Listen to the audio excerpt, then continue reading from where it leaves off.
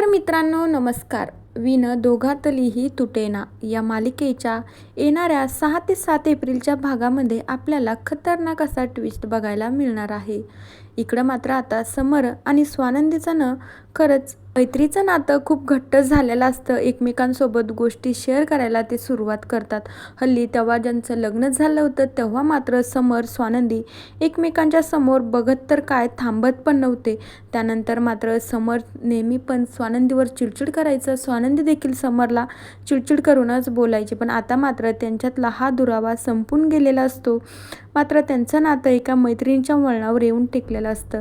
त्यानंतर समरने पण छानपैकी स्वानंदीला गिफ्ट दिलेलं असतं. तर स्वानंदीला समरचं गिफ्ट खूप आवडलेलं असतं. त्यानंतर स्वानंदीनं देखील समरला गिफ्ट दिलेलं असतं. नंतर समरला देखील स्वानंदीनं दिलेलं गिफ्ट खूप आवडलेलं असतं. त्याच्या बाबाच्या आठवणी जाग्या झालेल्या असतात म्हणून स्वानंदीनं दिलेलं समरला गिफ्ट त्याच्यासाठीनं ते खूप स्पेशल झालेलं असतं.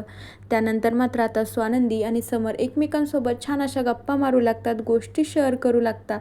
त्यानंतर समर आणि स्वानंदी मात्र त्यांच्या रूममध्ये बसलेले असतात.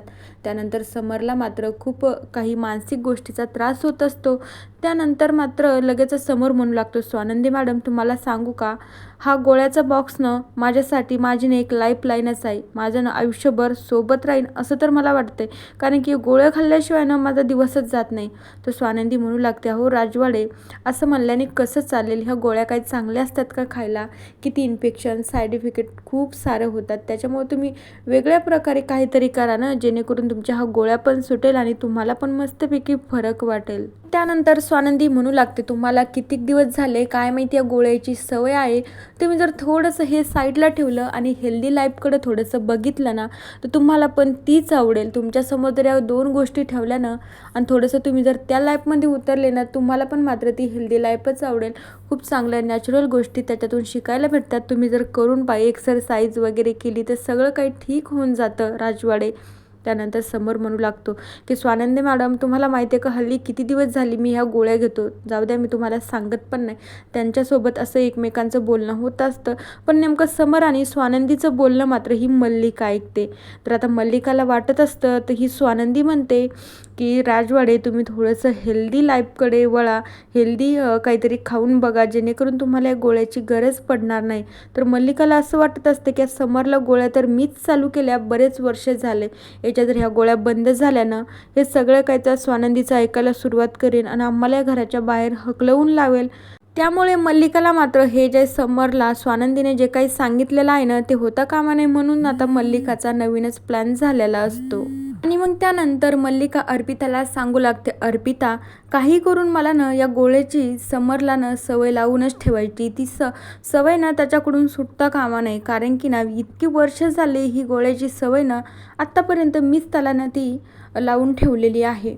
त्यानंतर मग समर आणि स्वानंदी इकडे तिकडे गेली की लगेचच मात्र मल्लिका त्यांच्या रूममधून तो गोळ्याचा बॉक्स घेते आणि बाहेर येते. त्यानंतर अंशुमनने पण प्लॅन केलेला असतो. त्यानंतर अंशुमनने एका माणसाला पैसे दिलेले असते.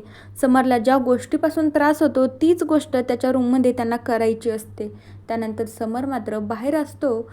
त्यानंतर मात्र त्यांच्या रूममध्ये तो एक माणूस एकदम अशा धुव्यासारखा घेऊन येतो, फवारा मारत असतो, तर सगळीकडे धुवा होतो. त्यानंतर मात्र समरला त्या गोष्टीचा खूप त्रास होत असतो. त्याला श्वास देखील घेता येत नसतो आणि गोळ्याचा बॉक्स इकडे तिकडे बघत मात्र समरला चक्कर येते आणि तो बेशुद्ध पडतो.